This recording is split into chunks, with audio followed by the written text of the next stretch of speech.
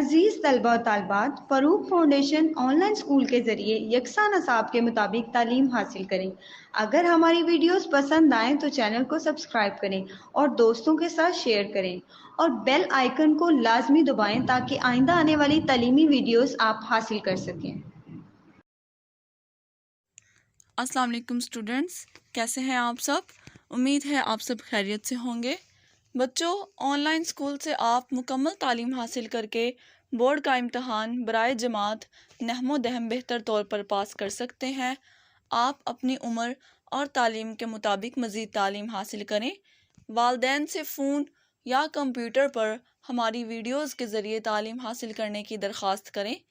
रोज़ाना 1 से 2 घंटे ऑनलाइन पढ़ाई करें और जब आप स्कूल जाएंगे तो आपको मज़ीद किसी मदद की ज़रूरत नहीं होगी। इस तरह पढ़ाई करके आप अपना वक्त और अपने वालिदैन के अखराजात में बचत कर सकते हैं। ऑनलाइन स्कूल की कोई फ़ीस नहीं है। आप जूम पर भी क्लासेस का फ़ायदा उठा सकेंगे। हर मज़मून की मुकम्मल तालीमी वीडियोस मौजूद हैं।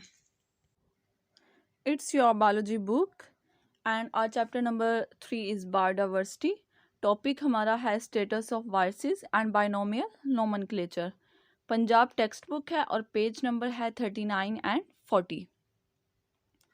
यहाँ पे आप लोगों को हमने जो पहले क्लासिफिकेशन सिस्टम दिया है उसका टेबल बना दिया गया है ताकि आप लोगों के लिए आसानी हो। हम लोग इसको पढ़ लेते हैं, लेकिन उससे पहले थोड़ा सा अपना पिछला रिवाइज कर लेते हैं कि इस चैप्टर में अब तक हम लोग क्या क्या पढ़ चुके हैं। इस चैप्टर में हम लोग बायोडाइवर्सिटी पढ़ चुके हैं, उसके फैक्टर्स पढ़ चुके हैं, उसकी इम्पोर्टेंस हम लोग पढ़ चुके हैं, क्लासिफिकेशन की डिफ़ाइन पढ़ चुके हैं कि क्लासिफिकेशन क्या होती है, ऑर्गेनिजम्स को ग्रुप्स और सब ग्रुप्स में डिवाइड कर देना। फिर हमने क्लासिफिकेशन के एम्स एंड कुछ प्रिंसिपल्स पढ़े, टैक्सोनॉमी और सिस्टमैटिक्स पढ़ा। टैक्सोनॉमी क्या होता है कि स्टडी है किस चीज़ की, क्लासिफिकेशन की, और साथ में नेमिंग करना, ऑर्गेनिजम्स को नेम देना, वो भी किस में आता है, टैक्सोनॉमी में आता है। सिस्टमैटिक्स में क्या है, क्लासिफिकेशन की ही स्टडी की जाती है, लेकिन साथ में उनकी एवोल्यूशनरी हिस्ट्री के बारे में भी बताया जाता है। फिर हमने स्पीशीज़ के बारे में पढ़ा कि स्पीशी क्या होती है। स्पीशी है बेसिक यूनिट है क्लासिफिकेशन का और सबसे स्मॉलेस्ट यूनिट है, ठीक है, किसका, टैक्सोन का। सबसे स्मॉलेस्ट टैक्सा जो है, टैक्सोन है, वो कौन सा है, स्पीशीज है। और जो सबसे बड़ा है वो क्या है, किंगडम है। तो उन्हीं किंगडम के बारे में हम लोग पढ़ रहे थे। सबसे पहले हमने उनकी हिस्ट्री पढ़ी। हिस्ट्री में क्या देखा कि सबसे पहले अरिस्टोटल ने क्लासिफिकेशन सिस्टम की बुनियाद रखी और उसने 2 ग्रुप्स बनाए थे, प्लांट्स के और एनिमल्स के। फिर हमारे पास काफ़ी ज़्यादा बायोलॉजिस्ट आए और सब ने कुछ वर्किंग किया, काम किया। किस पे काम किया, कुछ ने एनिमल्स पे काम किया, कुछ ने प्लांट्स पे काम किया, कुछ ने क्लासिफिकेशन सिस्टम पे काम किया। उसके बाद हमने देखा कि 2 किंगडम क्लासिफिकेशन सिस्टम होता क्या है, उसको पढ़ा। उसको जब हमने डिटेल में पढ़ा तो ये देखा कि 2 क्लासिफिकेशन सिस्टम रिजेक्ट हो जाता है। रिजेक्ट क्यों होता है, क्योंकि उसमें ऐसे ऑर्गेनिजम्स के बारे में नहीं बताया गया जिनसे हमें ये पता चल सके या उनके बारे में हमें पता हो कि वो प्लांट्स में आते हैं या एनिमल्स में आते हैं। कुछ ऑर्गेनिजम्स की खसूसियात चंद एक प्लांट्स वाली होती हैं और कुछ एनिमल्स वाली होती हैं। तो ये अंदाज़ा लगाना मुश्किल हो गया था कि आया कि उनको प्लांट्स में रखें या फिर उनको एनिमल्स में रखें। तो इस मसले को हल करने के लिए 3 किंगडम क्लासिफिकेशन सिस्टम बनाया गया।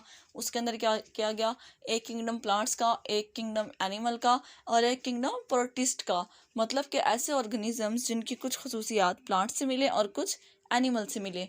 लेकिन इस किंगडम को भी रिजेक्ट कर दिया गया।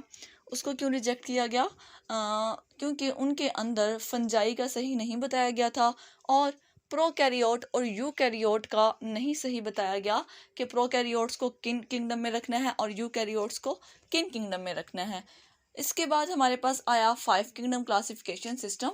रॉबर्ट विटेकर ने दिया 5 किंगडम क्लासिफिकेशन सिस्टम, जो कि किस बेस पे था, सेलुलर ऑर्गेनाइजेशन की बेस पे और मोड ऑफ न्यूट्रिशन की बेस पे। इन दोनों बेस पे हमारे पास सेलुलर ऑर्गेनाइजेशन और मोड ऑफ न्यूट्रिशन की बेस पे क्या था, 5 किंगडम क्लासिफिकेशन सिस्टम बनाया गया। इसके बाद मार्गिल्स एंड श्वार्ट्ज ने क्या किया, उसके अंदर कुछ मॉडिफिकेशन की, चेंजेस की, तब्दीलियाँ की और 5 किंगडम क्लासिफिकेशन को उसी तरीके से दोबारा जो है वो बताया गया, डिस्क्राइब किया गया। तो फर्स्ट किंगडम जो था वो था मोनिरा, फिर था प्रोटिस्ट, फिर था fungi and plants and animals. तो हम लोग वन बाय वन इन सबको डिस्कस कर लेते हैं। यहाँ पे सबसे पहले किंगडम्स के नेम दिए गए हैं, फिर सेल टाइप बताई गई है, फिर न्यूक्लियर इन्वेल्व बताया गया है, cell wall, mode of nutrition and multicellularity. ये किन की बताई गई है? ये सब किंगडम्स की, सबसे पहले मोनिरा की, फिर प्रोटिस्टा की, फंजाई की, प्लांट्स की और एनिमल्स की। हम लोग वन बाय वन इनको डिस्कस कर लेते हैं। सबसे पहले है जी हमारे पास मोनिरा। मोनिरा की सेल टाइप मतलब के मोनिराज में कैसे सेल पाई जाते हैं। हमने फर्स्ट किंगडम में ही पढ़ा था कि मोनिरा जो हैं वो क्या होते हैं, प्रोकैरियोटिक होते हैं। मोनिरा क्या होते हैं, प्रोकैरियोटिक होते हैं। और बाकी जितने भी किंगडम हैं वो सारे क्या हैं, उनके अंदर सेल टाइप कौन सी है, यूकैरियोटिक। आपने याद रखना है कि सिर्फ मोनिरा जो फर्स्ट किंगडम है उसके अंदर सेल टाइप जो है वो प्रोकैरियोटिक है, बाकी सब में सेल टाइप यूकैरियोटिक है। अब मोनिरा का न्यूक्लियर इन्वेल्व क्या होता है, मोनिराज में न्यूक्लियर इन्वेल्व एब्सेंट होता है। जहाँ पे भी प्रोकैरियोट आएगा इसका मतलब है वहाँ पे न्यूक्लियस जो है वो वेल डिफाइंड नहीं है, सही तरीके का न्यूक्लियस नहीं पाया जाता। अगर न्यूक्लियस ही नहीं पाया जाता तो न्यूक्लियर इन्वेल्व कैसे पाया जाएगा, ठीक है। तो प्रोकैरियोट सेल है तो इस वजह से न्यूक्लियर इन्वेल्व उसका नहीं है। देखें बाकी सब में, देखिए नीचे प्रोटिस्टा में, फंजाई में, प्लांट्स में और एनिमल्स में सब में क्या है, सेल टाइप यूकैरियोटिक है तो न्यूक्लियर इन्वेल्व भी क्या है, प्रेजेंट है। जहाँ भी प्रोकैरियोट आएगा वहाँ पे न्यूक्लियर इन्वेल्व क्या हो जाएगा, एब्सेंट। आगे है हमारे पास सेल वॉल के मोनिराज में सेल पाई जाती है, सेल वॉल ये नहीं पाई जाती।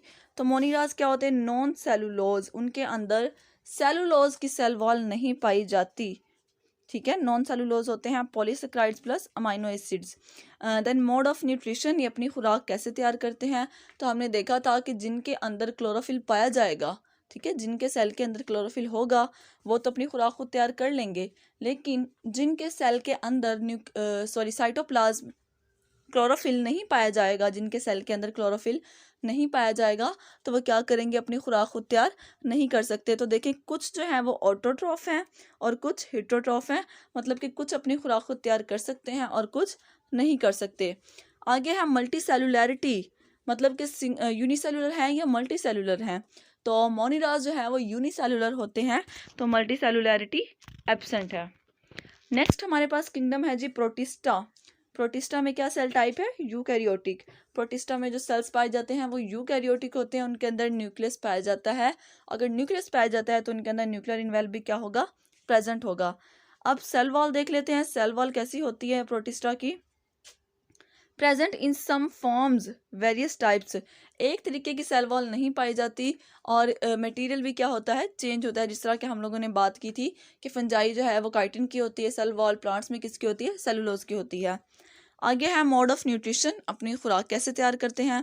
फोटोसिंथेटिक होते हैं, ठीक है, अपनी खुराक खुद तैयार कर सकते हैं, और हेटरोट्रॉफ भी हो सकते हैं, ठीक है, कि जो अपनी खुराक खुद तैयार नहीं कर सकते, और कॉम्बिनेशन और दोनों का मिक्सअप भी हो सकता है। Multicellularity absent in most form, absent in most form, ज़्यादातर में मल्टी सेलुलर नहीं होते बल्कि क्या होते हैं, यूनिसेलुलर होते हैं। लेकिन हम लोग इसको यूनिसेलुलैरिटी भी नहीं कह सकते क्योंकि कुछ ऑर्गेनिजम्स प्रोटिस्टा में ऐसे होते हैं जो कि मल्टी सेलुलर भी होते हैं। तो हम क्या कहेंगे, एब्सेंट इन मोस्ट फॉर्म, ज़्यादातर में क्या होते हैं, ये एब्सेंट होते हैं मल्टी सेलुलर, और बहुत कम में क्या होते हैं, प्रेजेंट होते हैं मल्टी सेलुलर। नेक्स्ट है हमारे पास है फंजाई। फंजाई क्या होती है, सेल टाइप यूकैरियोटिक है तो न्यूक्लियर इन्वेल्व क्या होगा, इसके अंदर प्रेजेंट होगा। फंजाई की सेल वॉल काइटिन से बनी होती है। फंजाई जो है अब्जॉर्प्टिव हेटरोट्रॉप्स है, ठीक है, हेटरोट्रॉप्स तो है, मतलब कि अपनी खुराक खुद तैयार नहीं कर सकती, लेकिन एक स्पेशल मोड है उसका, और वो कौन सा है, अब्जॉर्प्टिव, ये अपनी खुराक को जज़ब करती है, ठीक है। उसके बाद multicellularity present in most form, ज़्यादातर ये मल्टी सेलुलर ही होते हैं और बहुत कम क्या है, यूनिसेलुलर होते हैं। Next one is Plantae. Plantae क्या होते हैं, प्लांट्स यूकैरियोटिक होते हैं। अगर यूकैरियोटिक हैं तो न्यूक्लियर इन्वेल्व भी क्या होगा, प्रेजेंट होगा। सेलुलोज, अब इसकी सेल वॉल किससे बनी होती है, प्लांट्स की सेलुलोज से बनी होती है, एंड अदर पॉलीसेक्राइड्स, ठीक है, या तो सेलुलोज से होगी या फिर पॉलीसेक्राइड से। मोड ऑफ न्यूट्रिशन, फोटोसिंथेसिस करते हैं, मतलब कि ऑटोट्रॉफ होते हैं, अपनी खुराक खुद तैयार करते हैं। किसकी मदद से? फोटोसिंथेसिस की मदद से। Present in all forms, multicellularity क्या है? Present in all forms. दुनिया में ऐसा कोई भी प्लांट नहीं है जो कि यूनिसेलुलर हो, ठीक है। दुनिया में ऐसा कोई प्लांट नहीं है जो कि यूनिसेलुलर हो। इस दुनिया में जितने भी प्लांट्स पौधे पाए जाते हैं सब क्या हैं? मल्टी सेलुलर हैं, यूनिसेलुलर नहीं हैं। तो multicellularity present in all forms. Next one is Animalia. Animalia क्या है? एनिमल्स आते हैं जिनके अंदर यूकैरियोटिक होते हैं, मतलब कि यूकैरियोट्स होते हैं, यूकैरियोटिक सेल टाइप पाई जाती है। न्यूक्लियर इन्वेल्व प्रेजेंट होता है और सेल वॉल एब्सेंट होती है। आपने ये याद रखना है डिफरेंस कि प्लांट्स में सेल वॉल प्रेजेंट होती है और एनिमल्स में सेल वॉल एब्सेंट होती है। अगर प्लांट्स के सेल का स्ट्रक्चर देखें और एनिमल के सेल का स्ट्रक्चर देखें तो उसके अंदर मेन डिफरेंस यही आता है कि प्लांट्स के सेल की सेल वॉल होती है लेकिन एनिमल्स के सेल की सेल वॉल नहीं होती। मोड ऑफ न्यूट्रिशन क्या है? अपनी खुराक कैसे करते हैं? इंजेस्टिव हेटरोट्रॉप्स हैं, अपनी खुराक क्या करते हैं?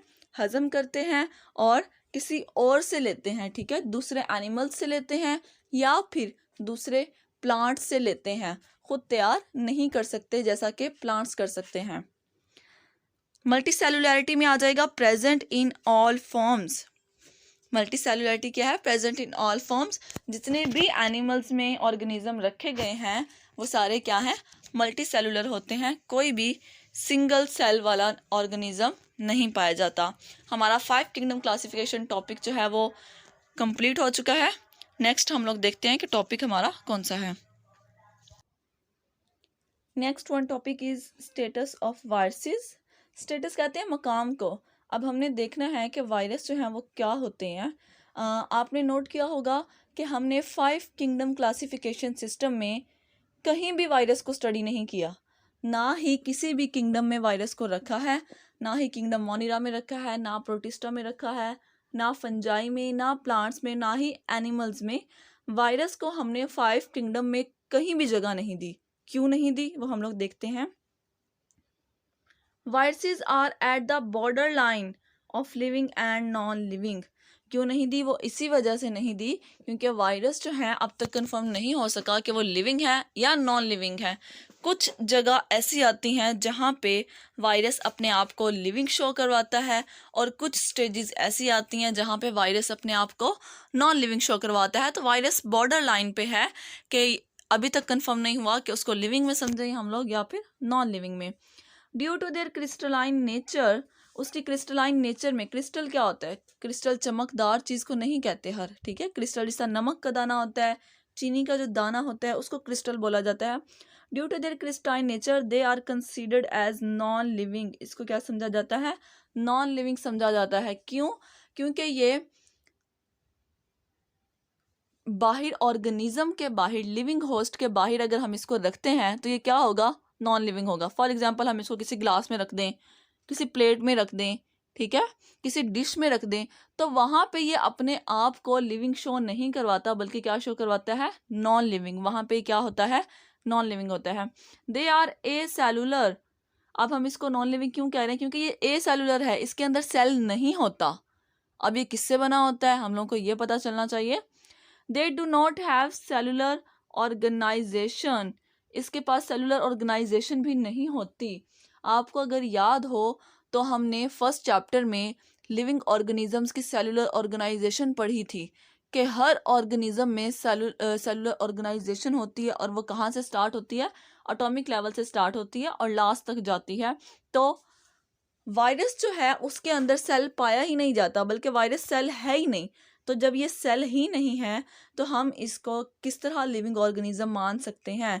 लेकिन इसकी कुछ खसूसियात ऐसी हैं जिनकी बेस पे ये सेल ऑर्गेनिज्म जो है वो जानदार भी समझा जाता है, और वो कौन सी हैं हम लोग वो भी देखेंगे। Yet show some characters of living organism. लेकिन साथ में क्या है? ये कुछ अपनी खसूसियात लिविंग ऑर्गेनिज्म वाली भी दिखाता है। नॉन लिविंग वाली कौन सी दिखाता है? कि ये एसेलुलर होता है और इसके अंदर कोई सेलुलर ऑर्गेनाइजेशन नहीं होती। इस वजह से हम इसको नॉन लिविंग समझते हैं। लेकिन अब इसको लिविंग क्यों समझा जाता है? क्योंकि दे पोसेसिस डीएनए, इसके अंदर डीएनए होता है। जिस तरह सेल के अंदर न्यूक्लियस, न्यूक्लियस में डीएनए होता है, इसके अंदर सेल तो नहीं पाया जाता, ये सेल से मिलके नहीं बना होता, लेकिन इसकी बॉडी में डीएनए या फिर आरएनए पाया जाता है। वायरसेस कंटेन अदर आरएनए और डीएनए। वायरसेस क्या कंटेन करते हैं, या तो उनके पास डीएनए होगा या फिर आरएनए होगा। और डीएनए और आरएनए किस में होता है, लिविंग ऑर्गेनिज्म में ही होता है। तो इसकी कुछ खसूसियात जो हैं वो किससे मिल रही हैं, लिविंग से मिल रही हैं, और कुछ साथ में नॉन लिविंग से भी मिल रही हैं। नॉर्मली इनकेस्ड इन प्रोटीन कोट, और साथ में किससे कवर होता है, इसके जो कपड़े होते हैं, मतलब जो इसकी आउटिंग कवरिंग होती है वो क्या होती है, प्रोटीन कोट होती है। ठीक है, प्रोटीन की एक लेयर है, उसके अंदर इसका सारा स्ट्रक्चर है। बाहर एक प्रोटीन की लेयर है, ऐसे इसका स्ट्रक्चर जो है वो पाया जाता है इस टाइप में। और यहाँ पे इसके अंदर क्या पाया जाता है, डीएनए या फिर आरएनए पाया जाता है। तो इसके अंदर डीएनए और आरएनए तो पाया जा रहा है, ये अंदर इसका डीएनए या फिर आरएनए है, और इसकी जो आउटर कवरिंग है वो किससे बनी हुई है, प्रोटीन कोट से मिलके बनी हुई है। They reproduce only in living cell, ये क्या करता है, रिप्रोड्यूस करता है, लेकिन कहाँ, सिर्फ लिविंग सेल्स में। अगर ये किसी ऑर्गेनिज्म के अंदर जाता है, किसी ऑर्गेनिज्म की बॉडी पे पाया जाता है, तो वहाँ पे क्या करेगा, ये अपने आप को रिप्रोड्यूस कर लेगा, अपनी जो आबादी है उसको बढ़ा लेगा, अपना जो है साइज बढ़ा लेगा, ग्रो करवाएगा अपनी पॉपुलेशन को। लेकिन जैसे ही ये लिविंग ऑर्गेनिज्म के बाहर आएगा, वहाँ पे ये क्या हो जाएगा, नॉन लिविंग हो जाएगा। और ये साथ में क्या करते हैं, where they cause a number of disease, और साथ में वायरसेस क्या करते हैं, डिजीजेस फैलाते हैं, बीमारियां फैलाते हैं, जिस तरह के टीबी, ठीक है, या फिर हम लोग कहें हमें HIV जो वायरस होता है, इन्फेक्शन होते हैं हमारी बॉडी में, अक्सर कहते हैं वायरल इन्फेक्शन है। या फिर आजकल जो हमारे पास डिजीज़ चल रही है कोविड, ठीक है, सिंड्रोम, तो हमारे पास जो कोरोना है वो भी क्या है, एक वायरस है।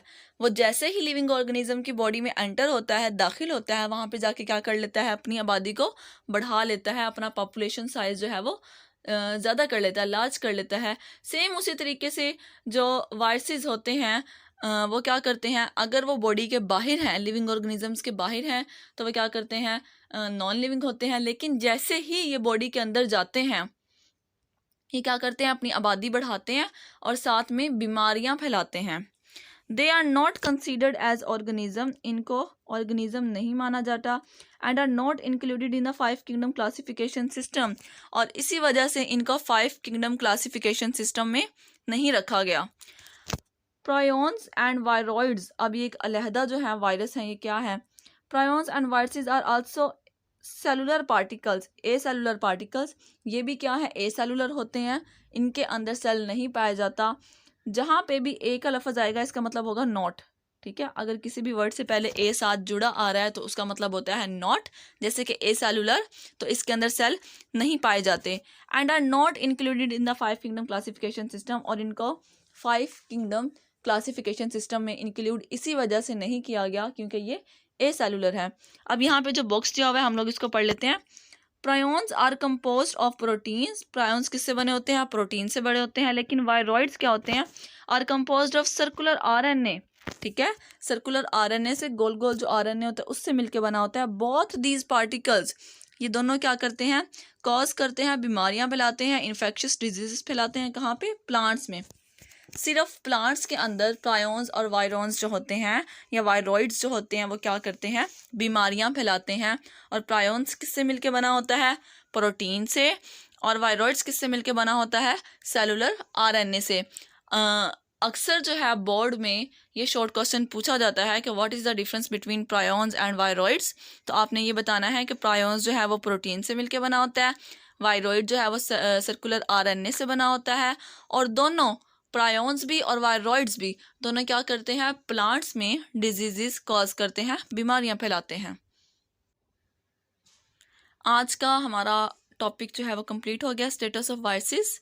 नेक्स्ट जो है हम इंशाल्लाह करेंगे अगली वीडियो में। आज हमने क्या क्या पढ़ा है, हमने कुछ मोनिरास के बारे में पढ़ा है, प्रोटिस्टा, फंजाई, प्लांट्स और एनिमल्स, इनकी सेल टाइप देखी है, न्यूक्लियर इन्वेल्प देखा है, सेल वॉल देखी है, मोड्स ऑफ न्यूट्रिशन देखे हैं और मल्टी सेलुलरिटी देखी है पांचों किंगडम की। साथ में हमने वायरस का स्टेटस देखा है कि वायरस को हम लोगों ने 5 किंगडम क्लासिफिकेशन सिस्टम में क्यों नहीं रखा, ठीक है, क्योंकि वायरस जो है वो बहुत सारी जगहों पे लिविंग होता है और बहुत सारी जगह पे नॉन लिविंग होता है, लेकिन इसको ज़्यादातर नॉन लिविंग ही कंसीडर किया जाता है क्योंकि ये एसेलुलर होता है। ऑर्गेनिज्म की जो बेसिक जो आइडेंटिटी है वो क्या है, एक सेल है, ठीक है, कि वो सेल से मिलके बना होता है, लेकिन वायरस जो है वो सेल से मिलके नहीं बना होता, बल्कि क्या होता है, एक अंदर डीएनए और आरएनए होता है और उसके बाहर प्रोटीन कोट होता है जो कि उसकी प्रोटेक्शन कर रहा होता है, उसको हिफाजत कर रहा होता है। इसके क्रिस्टलाइन नेचर होती है, एसेलुलर होते हैं, लिविंग ऑर्गेनिजम्स के अंदर अपने आप को मल्टीप्लाई करते हैं, अपनी आबादी को बढ़ाते हैं, लेकिन लिविंग ऑर्गेनिजम्स के बाहर ये नॉन लिविंग हो जाते हैं, अपने आप को रिप्रोड्यूस नहीं करवा सकते, अपनी आबादी को नहीं बढ़ा सकते।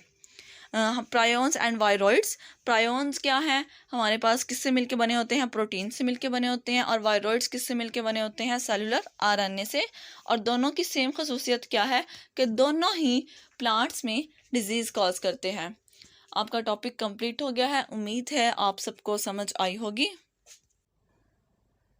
बच्चों, आपके लिए हर मज़मून की वीडियोस इसी यूट्यूब चैनल पर दस्तयाब हैं, आप अपनी पढ़ाई शुरू कर सकते हैं।